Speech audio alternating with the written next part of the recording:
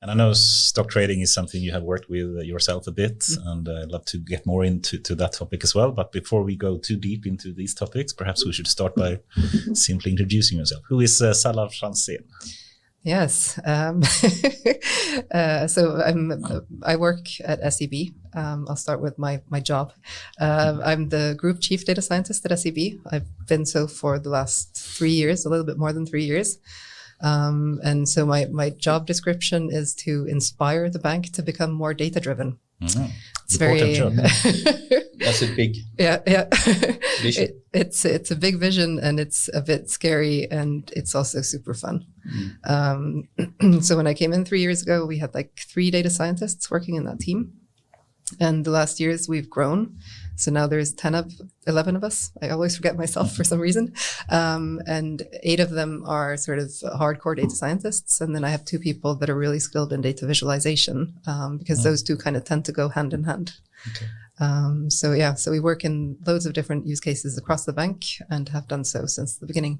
Mm-hmm. And do you have many pockets of data scientists within SAP, or is this, I assume you have for the different use cases or domains, but this is the central one to look at. What's the difference with your 10 guys? Yeah, so I think or girls, of course. Yes, we are actually gender diverse. Yeah.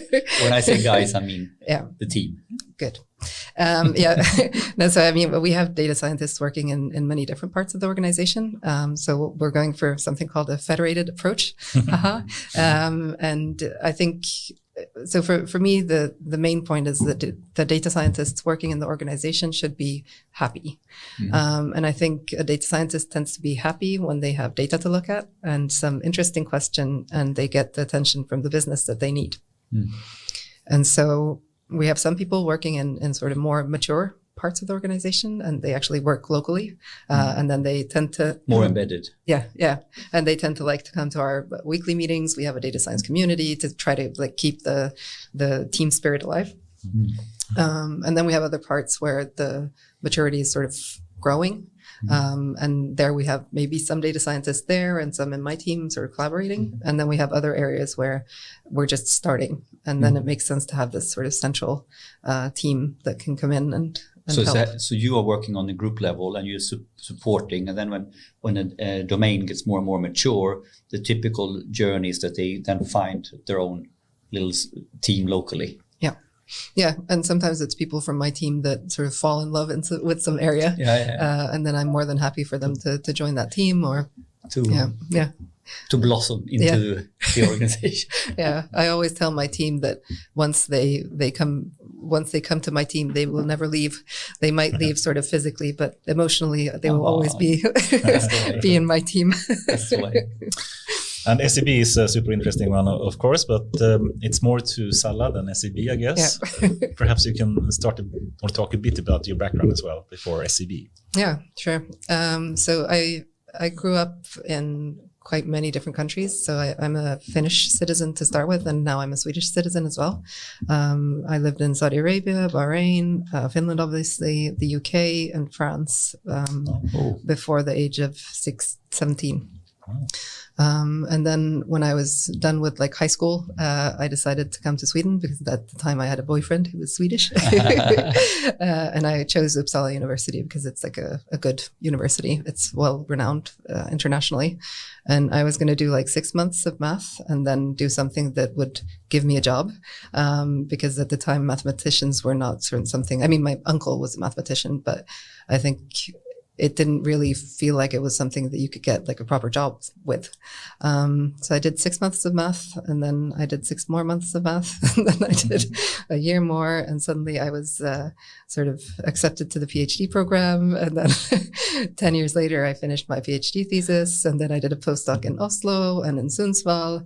But I think while I was finalizing my thesis, I was really starting to think about what I wanted in life.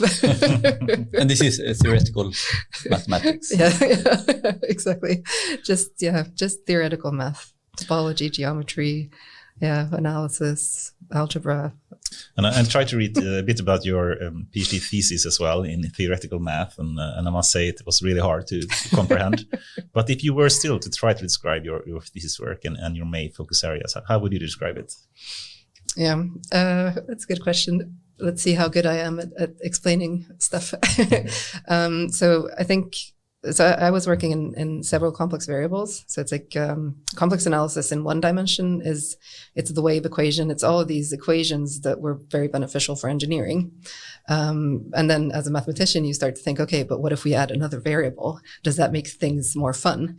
Or is there something new that arises? And there actually is something quite surprising. And for me, it's that the geometry starts to play a role. So depending on if you have a surface in more complex dimensions, depending on how the surface looks, you can say a lot about how the functions are going to behave there. So it becomes like a really interesting problem to understand how much does the geometry dictate the behavior of the functions. Right. So that's kind of, that was the focus area. And we found this new way of cutting up surfaces in complex dimensions and gluing them back together.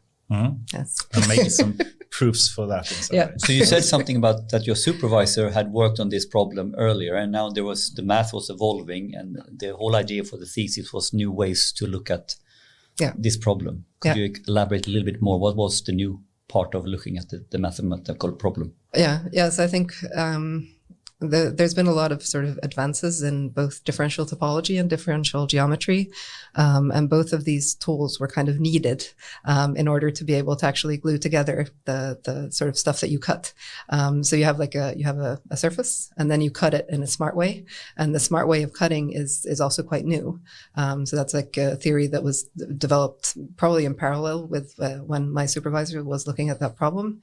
But then as the theory evolved by others, and I think it's quite often that this is one of the beauties of math for me, it's that if you have an interest in specific areas of math and you really learn them, then usually there's this odd bridge suddenly between two very different mathematical areas. And if you know both of them, you will see something that not other people might see. Intersectional innovation. Yes.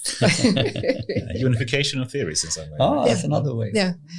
I think Paul Ardèche has this philosophy that there's like a book of all mathematics that there is. And that as a mathematician, you're kind of, you get access to small parts of that book. Super good. I'm eager to go to like a Kant and this kind of, is Dustin thing. I shouldn't go there. It's too philosophical. But I don't think so. But we should keep that beauty a little bit, because you said it also. One of the things with maths and what attracted you to stay there for 10 years is the actual beauty of maths and the philosophical dimensions of it. So let's compartmentalize. Park that and come to the philosophical part when we finish a little bit. Like from here, where was your journey now out of the academic, maybe? Oh yes. So what happened? So 10 years. Thank you. 10 years, and now what took you out of the academia? Yeah. So then I was I was thinking more about like, what do I want in life? And I am the kind of person who really needs to learn new things. I get bored quite easily. And I kind of found finance quite interesting, both because there's a lot of mathematics in finance, and also, excuse me, it's not Corona. I found I had a feeling that there were a lot of applications that would be fun to look at from like a semi-mathematics but more applied perspective. And I also thought that it was quite lonely to be an academic researcher. I'm a very social person. So then my first job was in this small hedge fund. And I built like a risk performance assessment thing for them. It was really small. It was my two managers and myself.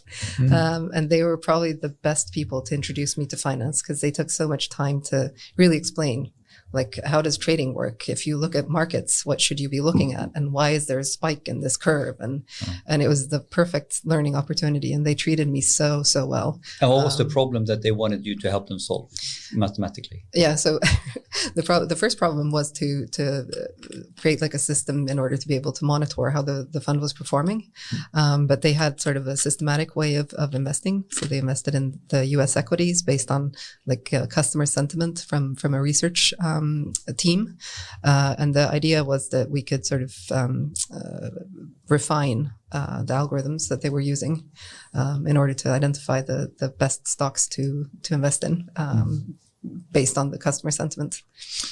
So this was not more technical analysis, more fundamentals, you would say, based on these customer sentiment team, or? Yeah. I think they had quite a fundamental approach. And had I stayed for longer than I did, I would probably have started to implement some more sort of quantamental or quant aspects to it. Yeah.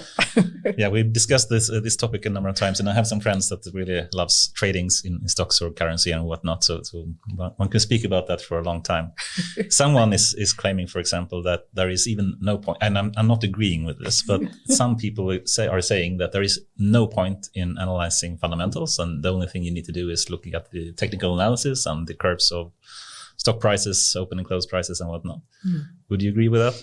Well, I mean, I used to, this was 2008, I was working in the hedge fund, and I used to tell my managers that I wanted to start the A fund that would just invest in stocks starting with A. And then now you have like Apple, Amazon, Alphabet. It must work. You would have killed it. Scary thing, it probably would have worked. It would have worked, I'm telling you. It would have been perfect timing. Because the smart companies figures out we need to get on the top, so we need to have an A name. Yeah. And there's actually quite some fun anecdotes about the naming of companies. Like apparently there's a company that has Zoom as their ticker, and they've been performing really well during the pandemic because people think that it's the Zoom that we use when we're in virtual meetings, but it's something completely different. But so I think there's still some alpha in fundamentals. I think it's good as a hygiene factor. But I think like if you want to outperform the best and the brightest, I think it's really sort of open data and funky data that can give you the edge. Unless you're just a lucky person. Lucky is interesting to have. I had a friend, he built an algorithm, and he basically said that I will build some algorithm, it will make some recommendation, and I will do the exact opposite. And that's my strategy. Yeah, I was thinking about that to get yourself. I think this is brilliant. He put all this effort in order to, and what was his logic? Well, if I can build an algorithm, so can someone else, and then everybody else will do that. So I will do the opposite to the market. It's a kind of reverse logic here, I think. There is some weird logic in that reasoning, but I really like that. But the interesting thing, is he rich? No. Touché. Yeah, but I mean, you have a lot of really, really, really smart mathematicians that have started funds that have gone belly up as well. I think there's such a lot of funky noise in the market. It's like my favorite example that I always tell, preferably in like really formal settings, is when Kim Kardashian, one of the Kardashians, tweeted about Snapchat, and that had a massive impact on the stock price. Yeah, so just follow the Kardashians. You tried to make an algorithm to fix that, right? I mean, there is a Trump trading algorithm as well. Yeah. Just look at Trump tweets, and it actually is working very well. Very well. Okay. Yeah. So I think it's called the Kofefe index. Yes, exactly. His misspelling that he made at some point. Oh my God, that's good fun. It's weird. Yeah. So hedge fund, yeah. But speaking a bit more seriously about stock trading, I mean, there is like a good value and a purpose for having a stock market. I mean, you can get capital into companies, and that can be a good way to source further innovation and research and products. But there are also negative sides with the speculation and everything. But what's your thinking there? Do you think that, an increased amount of high frequency trading or algorithmic trading is positive or negative for the stock market? Yeah. So I was the head of the index stock funds at SEB for like 3.5-4 years. Wow. And I think if I start there, I think the index funds in themselves, they actually mainly provide stability because they're just following the sort of index and it's the market. So it's the market cap of each company, and then you weight according to that, and that's what you hold. So I think without the index funds, I think the high frequency trading could have done a lot more to damage the market. And it's quite interesting to see sort of how it's like a competition. And you can see sort of how some of the algorithms are really trying to attack like index rebalancings, or some algorithms are really like very, very highly weighted on some news feed. And then you can almost like backwards engineer what it is they're trying to do. And I find that fascinating. I mean, it's like its own person almost. I know I have a colleague who always says that, like, if you're scared of AI, we already have AI, because the market is not sort of, and it's kind of an AGI even because it just adapts and nobody really knows why. It's like an organism in itself. It's an organism in itself, Yeah. with all these different bots driving different behavior, and they are strengthening their own pattern, so to speak. Yeah. So it's really hard to understand. Yeah. So are you positive or negative about the future in stock trading in general? I think I'm quite positive. I think over time, regulation has become sort of better at catching behaviors that are actually really detrimental. And I mean, because I do think that the stock market is needed because it's a really good way to get funding for companies. And I think sort of over time, as long as people actually adhere to the regulations, I mean, the companies adhere to like disclosure regulations, I think that hopefully the price will adjust over time, and some people will make money and some people might lose money. But what about like high frequency trading? I mean, why can't you simply, or shouldn't that be regulated more, you think? Or do you think it has some positive impact of having high frequency trading? I think no, I don't think so. I think from a theoretical mathematician viewpoint, yes. Yes, I can because actually it's see that. super cool what they're doing. It's like, so you have to be a total sort of, you really need to be passionately interested in sort of the nitty gritty of all the algorithms and understand what kind of cables you need. Exactly, and, minimizing fiber cable lengths and whatnot. Yeah, I remember listening to a talk by someone at NASDAQ that was saying that the frequency of the algorithms are so fast that they now have to start upgrading the whole sort of setup in the server hall because it turned out that the people who build HFT algorithms are really sort of into the details, and they had found out that the sort of entrance point for the trades into the actual trading system, there were two entrances, and it was a little bit random. So even if you were first, you might end up in a queue. So they needed to start looking into upgrading their sort of entry points because they couldn't handle the speed. So it's like 1 millisecond or less slower, and then it's horrible. Yeah, there was like a mu seconds. Nanoseconds. Nanoseconds, yeah, right? thank you. Wow. Yeah, I call them mu seconds apparently. It's a weird business for sure. But and what do you think is the next level of AI in the trading?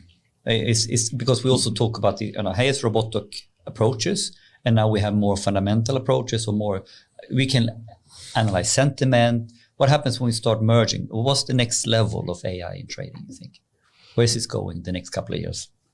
Yeah. What's the trend? I think it's going to trend differently in different regions, because I think it's starting to come into like the kind of ethical value driven area. Sorry. I think I think the funky data addition is going to change a lot. And what do you mean with that? Yeah, what do you mean with that? I mean stuff like satellite images of parking lots. I mean weather data. Okay, so predicting. It's more driver-based data that you connect to the rest of the fundamentals you have. Yeah. So you can basically see trends where this is actually not in reality working so well, because they have no customers. Yeah. Parking lot, empty parking lot. Yeah.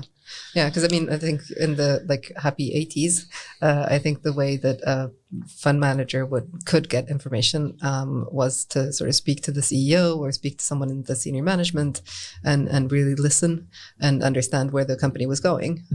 But nowadays, everybody's really trained for that kind of situation, and it's really difficult to get any kind of alpha signal from sort of the human interaction. Well, actually, they know how to manipulate the signal to send the right signal. Yeah. So then it becomes sort of, I mean, that's, if you like hunting, it's quite a fun thing, because you're kind of hunting alpha continuously.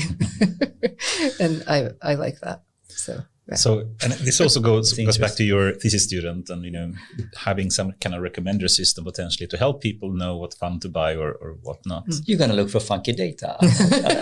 I'm starting to pick out what this thesis is all about. This is super cool. Parking lot recommender system. That's the way we to think go. you should park over here. What's the Not best? scary at all. How do we profile IKEA with funky data? I love it. Oh, by the way, they're not traded. Yeah. But if you were to still recommend some person that is interested in stock trading or buying funds or for retirement or whatnot, what would be your advice? If you think like index funds versus different types of funds, or perhaps some more AI type of funds. I'm not sure if SEB has any tech funds, like AI, more or less like funds that use AI to actually. Okay, you mean like that? Yeah. Yeah, this is going to be a really boring answer. I'm not allowed to give financial advice. I'm really sorry. And it's, we can take that offline. Take some more wine. Take some more wine, and then the real conversation starts at 9, guys. I'm sorry. Okay, but we respect that, of course. Perfect answer. But I think it's really interesting to have something else than just looking at technical and something else than just looking at fundamentals, but actually using recommender systems that can personalize recommendations. Yeah. I think that's a new, third view that I think is missing a lot. Yeah. And I think that view will become more and more important when we basically want to save the earth at the same time. Mm-hmm. And some people care and other people don't care. And actually we can choose to vote with our wallet if we have those kind of recommender systems in place. Yeah. I think that's completely aligned with where the where the whole world needs to go. Yeah. Mm-hmm. Awesome. And I think we went through your background a bit then. So you had your PhD, a lot of math and hedge fund programming and algorithmic, and then it was SEB, right? Yeah. Yeah. And you've been there for some time now? Forever. No, next year it's actually a decade. Ooh, interesting. So 1 decade of math, 1 decade of finance. Can you perhaps talk a bit about how did you get started at SEB? Yeah. So I was headhunted. To this day, I don't know who recommended me. I was working in the small hedge fund. I felt like I was sitting in a cupboard just having fun and being quite invisible. So it was a surprise when I was contacted by the headhunter, and I started working for fund risk. So as a quant, doing sort of tracking error modeling, loads of different regulations coming in and building sort of the calculations for that. And I think I was really fortunate because when I started, the person who hired me apparently talked to the fund company and said that they think that I'll be tired of this fund risk stuff within like a year or two, and they need to prepare for sort of hiring me. Because otherwise she'll leave the bank. And this was very unbeknownst to me. And that actually... They had a plan for you. Yeah. That's very cool. It's super cool. And that actually ended up happening. So after like a year, I started to talk to the investment management company, and there was a position in the index and solutions team. So I started as like a fixed income sidekick to this wonderful person who's a fixed income portfolio manager. And then after a while, the team lead resigned. And I was asked if I wanted to take that position. And it was the first time I was a manager. So it took me like 6 months to dare to say I'm the head. Yeah.